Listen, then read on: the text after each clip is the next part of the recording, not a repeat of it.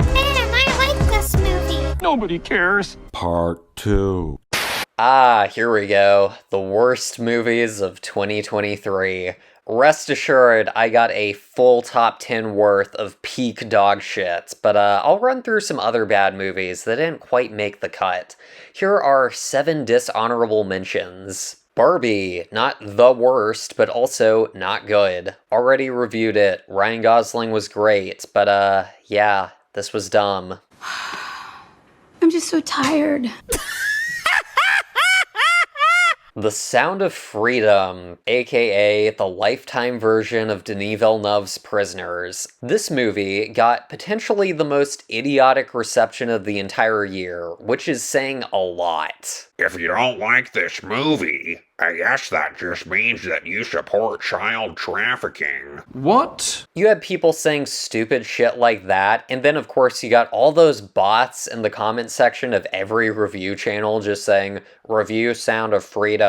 And of course, Chris Stuckman did not review this, obviously, because when you're trying to suck up to the weirdos in Hollywood, this is not the type of film that you can speak positively about. But yeah, this movie, incredibly overrated. No one's actually defending it on merit for the most part. Like, it's not the worst. It actually looked like a real movie for the most part, but it was still kind of cheesy and poorly edited. Like, whenever Jim Caviezel's wife has a scene, 9 out of 10 times it ends before she can even say a second sentence. The movie has all these awkward, fragmented moments where you wonder why they even bothered leaving them in the final cut. And yeah, I don't have a ton to say about this, except that this piece of shit felt like he was meant to be played by Paul Dano. It was also kind of unintentionally funny that he just looked like he could be some fifth Beatle that you've never heard of. Like, hey, this is Ringo's creepy cousin. They had to let him go from the group for reasons. And maybe there's just like a single photo of him that you could find in the liner notes of Sgt. Pepper's if you like peel back a piece of whiteout tape or something. Wish. Yep, this sucked. The Kane Mutiny Court Martial. Yep, this also sucked. Indiana Jones and the Dial of Fucking Destiny. The Marvels. Garbage. Blue Beetle. Also garbage. Okay, now we're getting into the really good stuff. Wonka, when you turn a quirky 70s classic into a polished corporate turd. And yeah, this movie sucks ass from the first frame until the last. From the moment Tim Cham comes strolling in through the digital fog, hanging from the mast like Jack Sparrow, and starts singing some really crappy song, I knew I was in for a shit show. The vocals are processed to hell, and the arrangement is just this blanket of constant brass chords. There's no interesting musical counterpoint to the vocal melody. Everything is just absolute slop. And yeah, Tim Cham just woefully miscast, and this movie is the most disgustingly saccharine thing I've ever seen. It felt like the equivalent of downing an entire bottle of maple syrup. I'm not gonna go on for too long about this, but spoiler alert, the ending of this is just next level stupid. Like, there's some whole plot beat about how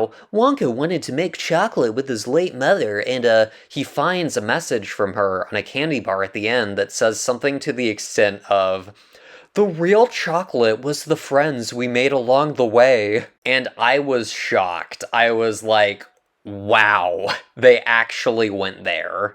Next up, we've got Dumb Money, aka Discount Social Network, aka Dumb Money, a GameStop story. Already did a full roast for this, so check that out. Ah yes, Next Goal Wins. One of the funniest comedies I've seen in years. Thank you, Taika Waititi, you fraud. Scream 6. I can't believe that this wasn't higher up on the shit list, because this and Scream 5 are just so bad.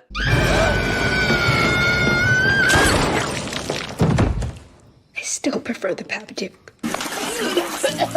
They just reek of being Scream for Zoomers. The acting is atrocious. The new cast is just uniformly awful and makes for one of the most obnoxious group of main characters to follow in recent memory. The meta elements aren't clever anymore and are just grating at this point, and yeah, everything about this is just pure schlock. Like, the ladder scene might just be one of the dumbest scenes of the entire year.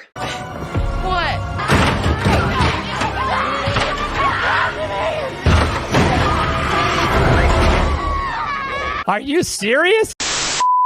The Super Mario Bros. Movie. Yeah, this is quite possibly the most offensively inoffensive movie I've ever seen. Like, I don't think I've ever seen a movie be this bland and milquetoast to this level, maybe ever. It's a factory-made piece of corporate shit designed to appeal to the largest amount of people possible, to the point where it just feels like the entire script was written by ChatGPT, and it was just ran through an algorithm 500 times over to highlight anything potentially offensive and just retweak it to be as bland as possible. You can't escape me! What? And yeah, the Critical Drinker called this a game changer, and you know what? I would have to agree, because this set a new standard for just how bland movies can be. That is how you princess! Like, it makes the MCU look like auteur-driven cinema. It makes Ant-Man look like Mulholland Drive. Total fucking bullshit. Next up, we got FNAF. Fucking atrocious. Already did a roast of this one. Aquaman and the Lost franchise. Yeah, this is what happens when a movie makes $1 billion and they make a sequel just to make a sequel. It's so apparent that not a single member of the crew gave a single shit. The movie looks like ass. It's got that Attack of the Clones sheen of the first movie, where 95% of it is just ugly VFX shots. The plot is just some regurgitated nonsense. Black Manta is back, and he's mad. Nobody gives a shit! Basically, every element of the first movie is just recycled because they were so desperate to replicate this success and rake in the same amount of cash as the first time around. And yeah, Cape Shit isn't even on life support anymore, it's just rotting away in the morgue at this point. And we have fallen so far that we have lived long enough to see and experience the cinematic influence of Alan Taylor's classic Thor: The Dark World, where Aquaman has to break his villainous brother out of prison to team up to stop the villain. But can he trust him? Except it's somehow even worse than that film. Anyways, wrapping things up, this movie also goes full climate change agenda.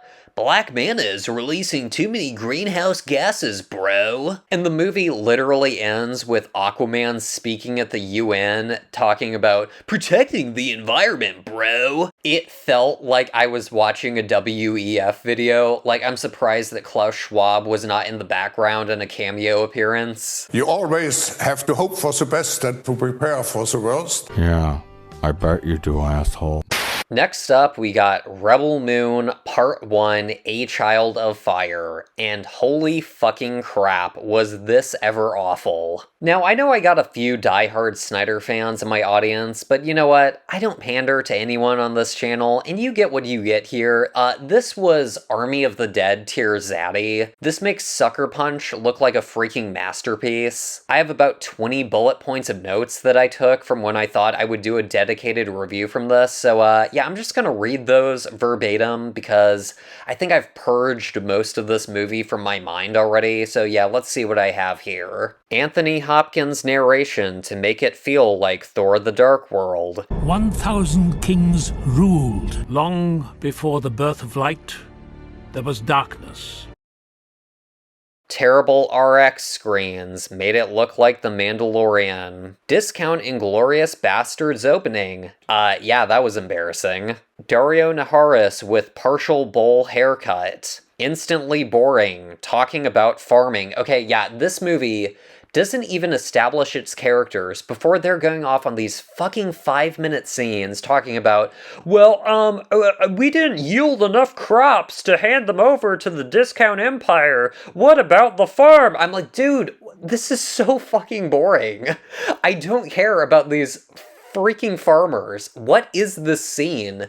What even is the narrative hook of this movie supposed to be? It is so dull, and you've got Sofia Boutella, who is like the worst lead in this. She can't emote for jack shit, and she has this awful, uninteresting backstory that I can hardly even remember at this point. It was apparently supposed to be just super compelling, And yeah, you have the choir music in this that's just trying to overcompensate for all the Netflix visual effects, and it feels really try-hard.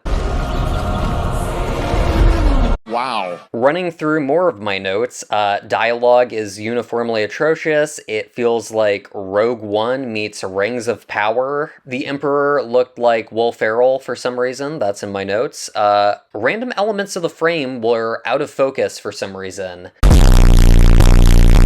Yeah, I guess that little dream lens bullshit from Army of the Dead, it had to make its way back into this. It's like the fisheye lens for Yorgos Lanthimos, except it's, you know, not good. It's like, oh, isn't this technical choice amazing? It's like, no, it looks like shit. Please stop. I have written down, it feels like a fan film of a fan film. If The Mandalorian is a fan film of Star Wars, this feels like a fan film of The Mandalorian. Like, it legitimately looks like you could take a screenshot from this and tell me it's one of the Disney Plus Star Wars shows, and I wouldn't know if I hadn't seen this movie. Speaking of which, we have the gross, obligatory tentacle fetish villain scene to really make it feel like a Disney Star Wars movie.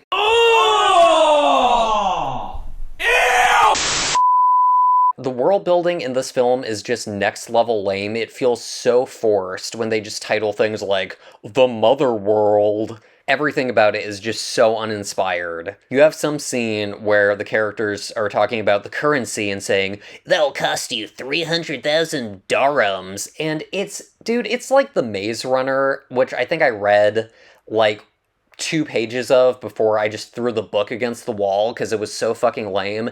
It's just saying a bunch of fake words and insisting it's like, oh my gosh, the lore is so dense. What does this mean? Dirhams? Oh wow, it has their own currency. It's so try hard, and no. Everything about it is forced and awful. Also, not a flaw, but why were both versions of Dario Naharis in this acting against each other? It was really distracting.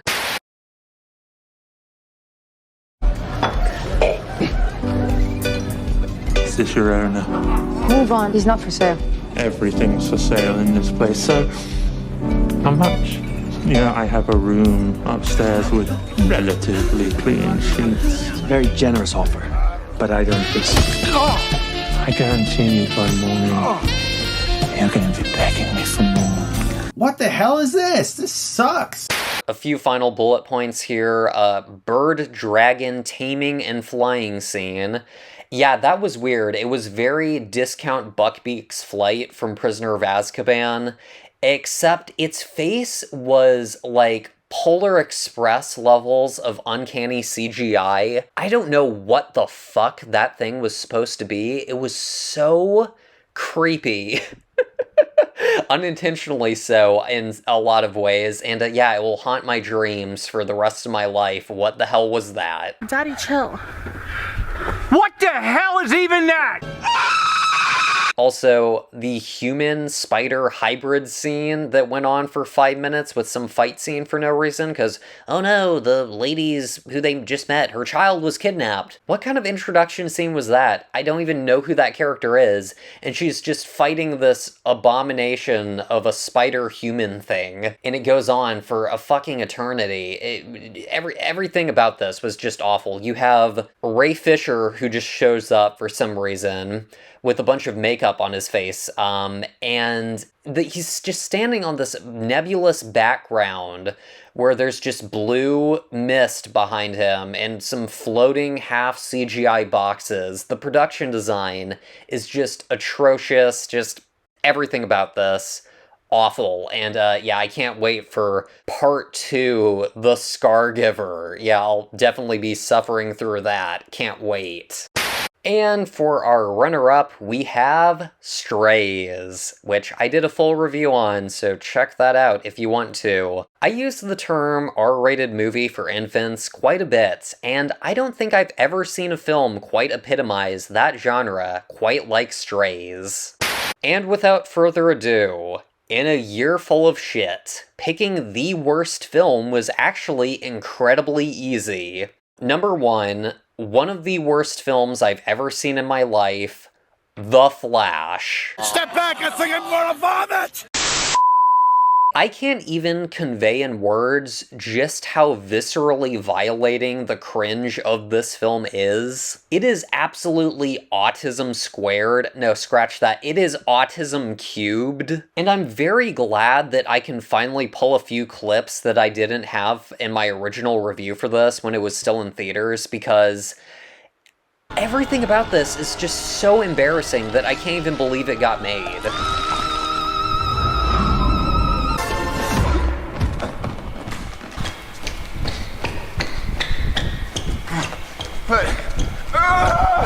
And yeah, Aquaman 2 finally put the nail in the coffin for the DCEEEEU, and somehow, in 2023, The Flash managed to top utter classics like Suicide Squad, Justice League 2017, and Aquaman 1 as the absolute worst movie in the entire franchise.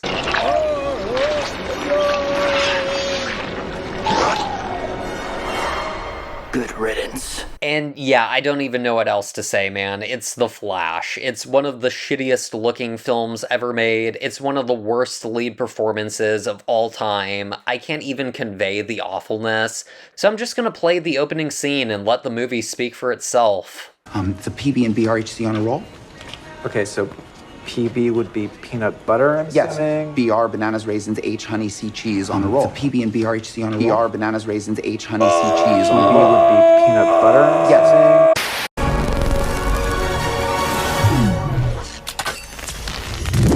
Emo boys, sad songs, said they're all about me. Yeah, right, boo-hoo, you're so fucking cheesy. You're a fake nice guy, that's the worst kind.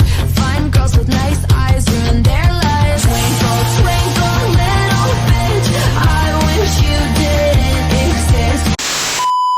Anyways, I'm gonna go ahead and round out the list with all the meh movies I saw, starting from most meh to least meh. The Creator, lame as fuck. Godzilla -1, or Dudzilla -1. This is apparently the new sacred cow of cinema for a lot of people, and fair play, but I just found it generic as hell. Thought that Godzilla just looked like a toy, and I thought the movie was incredibly melodramatic, and a lot of the dialogue just felt like some shit I could have written when I was 10 after watching Revenge of the Sith. Crappy dialogue along the lines of, "I am ready to fight Godzilla." Good, then you are finally ready. This is the plane you will use. Press this button to activate missiles. I was like, this is just dumb. And yeah, this movie is basically just Jaws, but not as good. Napoleon. Nothing to like, nothing to dislike. Past Lives and Asteroid City already gave brief thoughts on these incredibly uninteresting films. Totally Killer. Cheap goods from Amazon. Not great, but totally schlock and more entertaining than the preceding films. Last minute edition, I saw The Iron Claw while editing this, so it will be 12.5 on the list because I'm frankly too lazy to redo the slides. This one's worth watching and worth buying on Blu-ray. No, this was mid. Next up, we have The Hunger Games, The Ballad of Songbirds and Snakes, which was shockingly not the worst thing I'd ever seen, and was actually mostly watchable as kind of pulpy trash. And I don't even mean that 100% negatively, because despite being kind of bland, these movies are just high concept enough to be entertaining ultimately. Really like the James Newton Howard score for these movies. It's rare to see a studio film like this where the music actually has somewhat of a presence. And yeah, President Snow, that actor, he's quite good. He's quite good. Quite good. Quite good. He basically carries the movie in a lot of ways, so put him in more stuff, because he's certainly better than Ty Sheridan, Tom Holland, and all the other fraudulent 20-something male actors working today. I mean, at Nando's, I'm a medium. Like a punk-ass bitch. But yeah, Rachel Zegler was not great. The southern accent she had going on in this was quite bad. It was quite bad. And rounding things out, we have John Wick 4, a movie that I might have liked if I hadn't already seen it 3 times. I feel like I just enjoy the John Wick movies slightly less with each one at this point. They're just the same exact shit over and over again, and the shine really wears off by the 4th time you've seen the formula. You know, the thing I have loved about these John Wick movies up through 4 is it hasn't felt like copy and paste. What?